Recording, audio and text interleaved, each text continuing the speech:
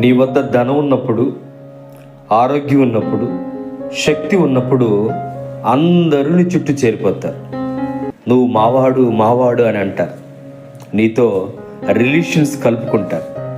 ఎప్పుడైతే నీ దగ్గర ధనం ఉండదో, ఎప్పుడైతే నీ దగ్గర ఆ ఉద్యోగం ఉండదో, ఎప్పుడైతే నీ దగ్గర ఆరోగ్యం క్షీణించిపోతుందో, ఎప్పుడైతే నీ దగ్గర కోల్పోయిన స్థితిలో ఉంటావో ఎవరు నీ దరిచారు. కనీసం నీ వైపు చూడటానికి కూడా వారు ఇష్టపడరు. గమనించాలి, నీ దగ్గర అన్నీ ఉన్నప్పుడు చూసేవారి కన్నా నీ దగ్గర ఏమీ లేనప్పుడు నిన్నెవరైనా ప్రేమించి, నిన్నెవరైనా గౌరవించి వారు ఉన్నారేమో నువ్వు కనిపెట్టాలి. ప్రభు అయిన యేసు నువ్వు ఏ స్థితిలో ఉన్నా నిన్ను ప్రేమించే దేవుడు ఆయన.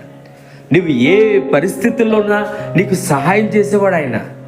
ఆయన 2 కరములు చాచి రమ్మని నేను పిలుస్తూ ఉన్నాడు.